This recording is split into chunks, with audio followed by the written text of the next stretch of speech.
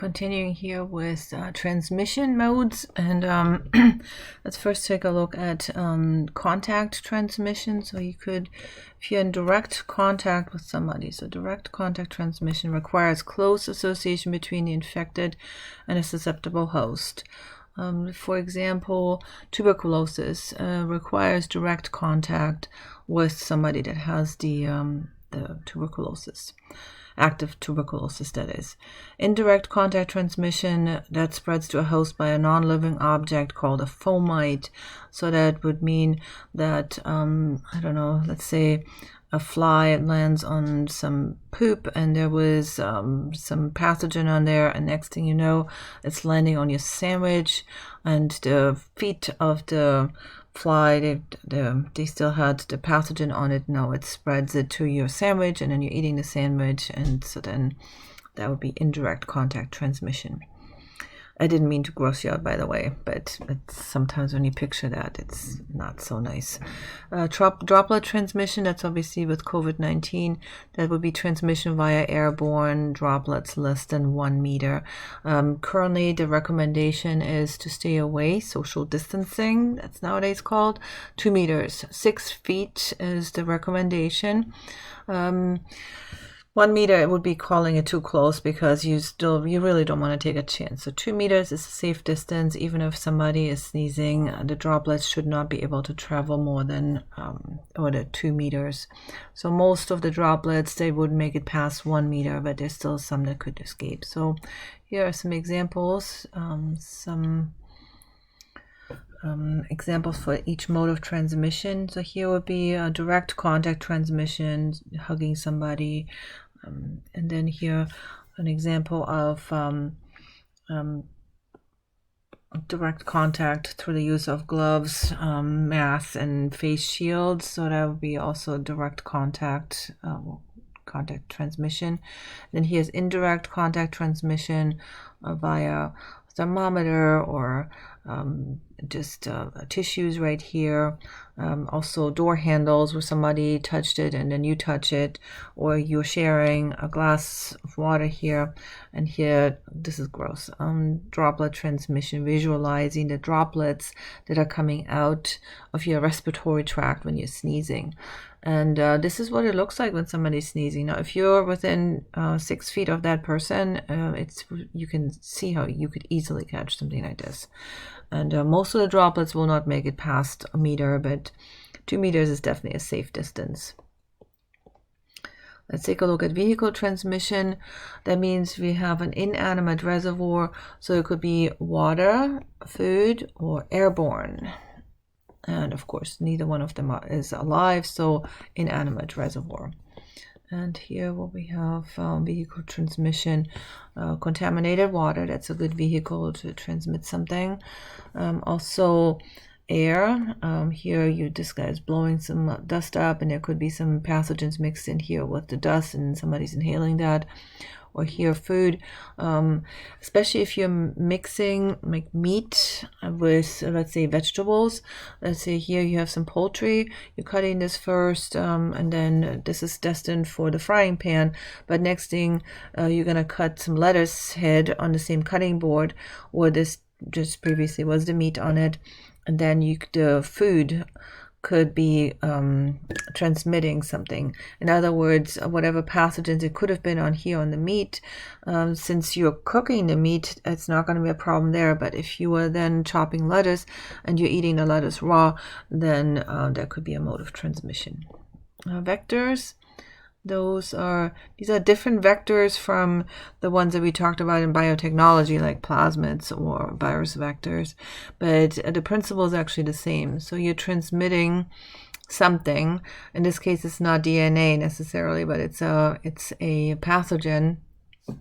It could be a virus that carries DNA, of course, but anyway, so we're using the term vector here for an animal, typically an arthropod, that will carry a pathogen from one person to the next. So the arthropods in question mostly are including fleas, ticks, mosquitoes, and then there are some others as well. We had that in our dry lab on worms and the arthropods that are functioning as vectors. They transmit disease by two general methods, and that will be mechanical transmission. The arthropod carries the pathogen on its feet, so that will be the example with that fly landing on some dog poop, let's say, and then next thing you know, you see the fly landing on your sandwich. That would be mechanical transmission using the vector of a fly.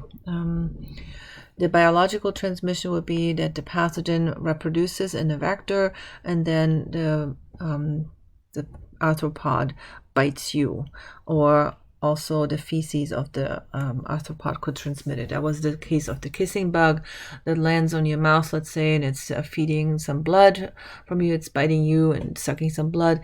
Meanwhile, it's pooping out a pathogen, and then you're itching and you're rubbing the poop from the bug into the wound from the bite mark from the kissing bug, and that's how you get transmitted. That's how you're going to end up with Chagas disease. Okay. So here, the example of that fly. Just think about where that thing was sitting before. Could have been easily attracted to poop, of all things. And this fly could have very well been sitting on some dog poop in the park. And next thing you know, it's sitting on your sandwich. And it could be having some pathogens on its feet. Let's talk more about hospital-acquired infections, also known as healthcare-associated infections, HAIs. These are called nosocomial infections. That's a term that you need to know. So they used to be referred to as hospital-acquired infections. Now it's a more general term that's used, healthcare-associated infections. They're acquired while receiving treatment in a healthcare facility. Again, the term is nosocomial infections, and you'd be surprised how prevalent those kind of infections are. Here are some statistical measures here for you, and it's probably higher than this. Affect 1 in 25 hospital patients, 2 million people per year infected with 20,000 deaths, and those are significant numbers. And this is just hospital or healthcare acquired infections. That's really something to think about. The healthcare-associated infections here, they result from microorganisms in the hospital environment. And keep in mind, in hospitals, you're using a lot of antibiotics. You have also a higher chance of having these super-resistant superbugs in hospitals that then get transmitted from patient to patient. You know, the bed rails, stuff that everyone touches, they are a common source of these hospital-associated infections. Also contributing to the problem is that you're not in the hospital because you are doing so well. You're in the hospital because you're sick. And so that means a lot of times that you have a weakened immune system, weakened health status of the host. And that, of course, then in conjunction with superbugs, that does not make a good mix. The chain of transmission in a hospital, well, there's just many people in the same place, and doctors go from patient to patient, and they should be changing their gloves from patient to patient, but sometimes they don't. Sometimes they may forget, and so you might have a chain of transmission in a hospital. A compromised host, again, that would be somebody that has a weakened immune system.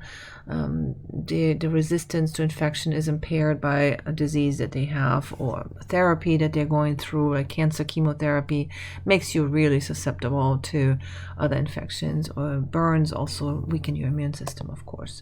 So here is sort of this diagram showing healthcare-associated infections, nosocomial infections, all the stuff that's contributing to that. You're dealing with compromised host, meaning these people are already weak, they're already sick, and then that would make them even sicker. So they're very susceptible to other infections.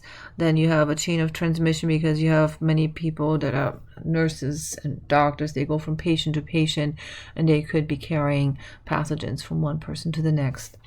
And then microorganisms in the healthcare associated environment, a lot of times they are very resistant to antibiotics, for example. So here are microorganisms that are involved in healthcare associated infections. I'm sure some of them you've definitely heard about. Let me point out just some big offenders here. Staphylococcus aureus is a big deal because you have a lot of those multi-drug resistant Staphylococcus aureus. You probably have heard of the MRSA, that's the methicillin resistant Staphylococcus aureus. That one is very often associated with surgical wounds, and the percent of these staph bacteria that are resistant to antibiotics is staggering, over half. Also, common offender is E. coli. That one is very common in causing urinary tract infections. So catheters are very typical offenders because they provide a pathway for the E. coli to move up the ureter, and then it causes urinary tract infections. And also dangerous Pseudomonas aeruginosa for urinary tract infections, also pneumonia. The problem is that your immune system has a really hard time with Pseudomonas aeruginosa, and if you're weakened because you're already in the hospital, you have some other disease, then the Pseudomonas is just a very difficult one for your immune system to deal with. It's normally not causing disease. It's usually considered a opportunistic pathogen, but if you're already immunocompromised or sick in other ways, then it can be a real problem. Okay, so here the control of healthcare associated infections. You have to reduce the number of pathogens, and as you know, hand washing, well recommended to wash our hands all the time to reduce the number of pathogens that are on our hands, because we tend to touch our face all the time, and that is what's called a portal of entry, and that's how you get infected. So you have to reduce the number of pathogens, wash your hands, disinfect any tubs that are used to bathe patients, clean the instruments meticulously with whatever you have. Make sure especially that you're taking care of biofilms that may have formed. And whenever possible, use disposable bandages, intubation, of course, all of that stuff. And whenever possible, use sterilized disposable materials that you then throw away. You do not reuse it for another patient.